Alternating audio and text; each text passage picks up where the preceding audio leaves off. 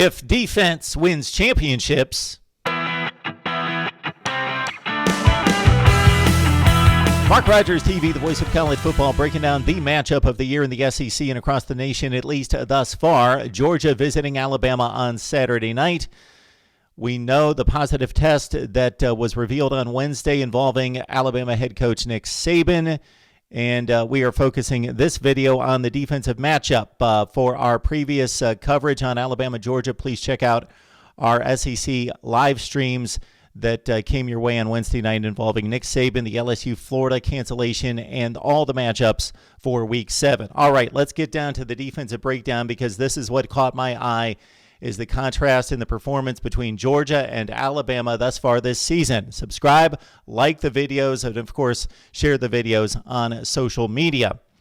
All right, the talent is comparable. It's similar. These two programs have recruited better than anyone in the nation over the past 5 or 6 years. Why the defensive contrast in performance and results? All right, Georgia's been the best in the nation by far. Clemson made a stand, of course, and certainly showed us what they can display on defense versus a good Miami team last weekend, but Georgia's done it against 3 capable opponents for 3 consecutive games. Bama, of course, has been pitiful, most notably against Ole Miss this past weekend. Is Lane Kiffin just that good? Let's focus on Georgia's defense first and foremost. In a year, 2020, that has been the year of the space age, high and fly offense, Georgia has brought us back to the dark ages. All right.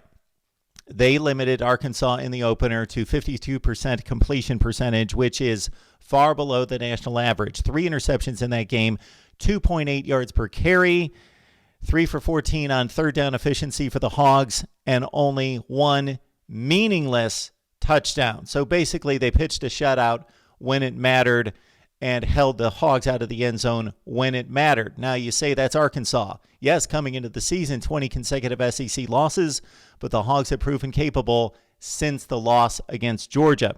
Again, those numbers are staggering, and they're consistent week to week against Auburn, the top 15 team in the nation, the next week in Athens.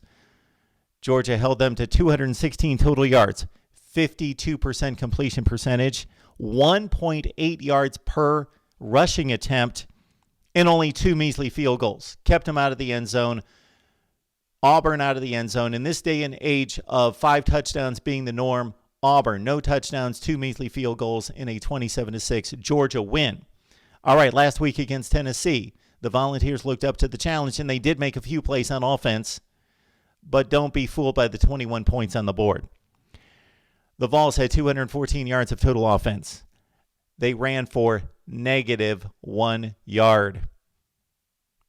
And they've got Eric Gray, one of the best running backs in the SEC, on their team, and they ran for -1 yard.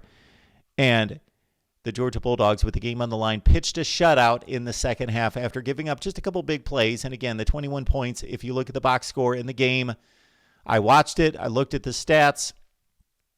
The first touchdown was a gift, and then 2 long plays for the other 2 Tennessee touchdowns. And then just watch them play. Forget the stats. We've outlined what the numbers say, and it says that Georgia's the best against quality competition. But just watch them play. It's an NFL defense. These kids will move on to the NFL, no doubt about it. There's 2 plays that stand out to me in watching the Tennessee game. One would be the Lewis Cine hit on Brandon Johnson of Tennessee.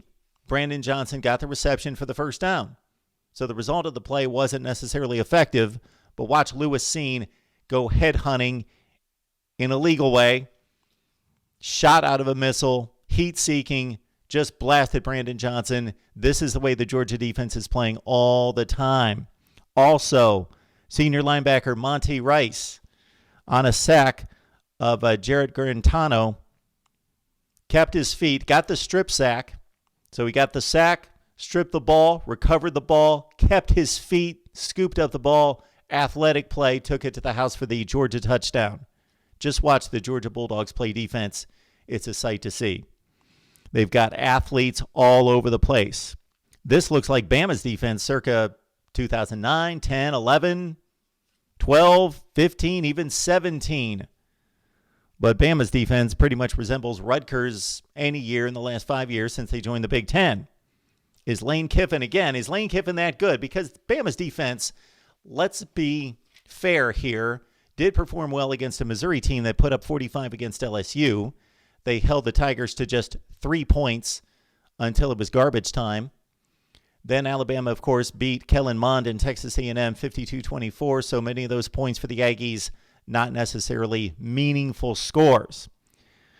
All right, last week, though, Alabama ripped to shreds by Lane Kiffin, Matt Corral, and company at Ole Miss. Keep in mind that Ole Miss has always had playmakers.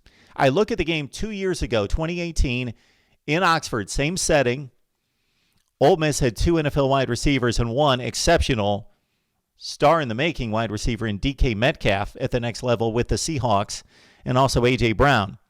Ole Miss came out. They hit for a 75-yard touchdown in the first play of the game. The place was going crazy. Vaught Hemingway was going nuts. Alabama said no more. Shut him out the rest of the game. 62-7. This is a different Alabama defense, and not for the better. All right, but with Lane Kiffin, and that's really the only difference in regards to really speed, athleticism, just knowing how to match up. Under the Nick Saban era at Alabama, this is the worst defense that we've seen thus far. Okay, we'll take out 2007 because Saban was just settling in. That was his first year. Okay, since then, statistically, the 2018 defense that I just outlined, giving up the 75-yard scoring play and then shutting out Ole Miss 62-7 after that, that defense was 12th in scoring in the nation out of 130 teams, 16th in total defense. By Bama standards, that's horrible. They're usually in the top 5. They have ranked number 1 in total defense many times under Nick Saban. That's Alabama's worst defense statistically, and that defense shut out Joe Burrow and LSU. And I know it's not Joe Burrow 60 touchdowns the next year, LSU with Joe Brady running the show, but it was still LSU and all those athletes, and it was still Joe Burrow, and it was 29-0 in Death Valley with less than 200 yards of total offense. And that LSU team went on to win the Peach Bowl and finish in the top 10 in the nation at 10-3. That's how good Alabama's been on defense and what they showed us last Saturday night.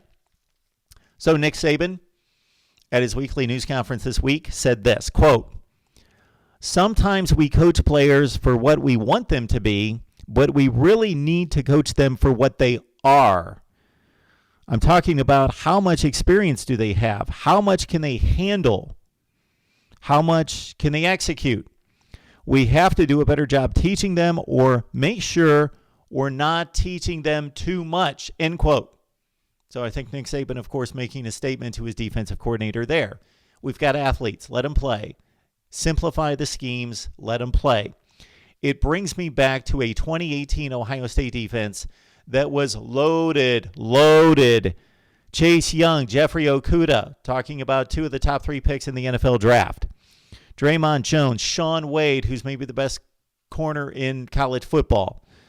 Jordan Fuller, and more players that are playing on Sundays right now, or will be.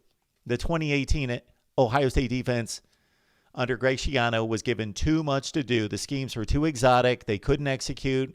Players were out of position constantly. They looked like garbage. They pulled it together late in the season and played much better. But with all that NFL talent, they still got shredded by the likes of Maryland and Oregon State. The same thing might be happening to this Alabama defense. And according to Nick Saban's comments at his news conference this week, it certainly seems as though that's where he believes the issue lies.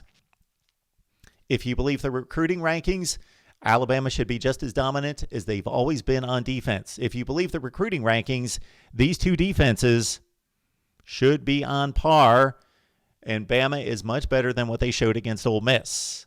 My predictions on Patreon. Please join us there. You can grab the link in the description section below. It's only $5 a month. You get my predictions every week, 33 and 25 against the spread thus far this season. You get also betting videos, courtesy Steve Merrill and others. Also an exclusive live stream or 2 per week, watch parties, and more on Patreon.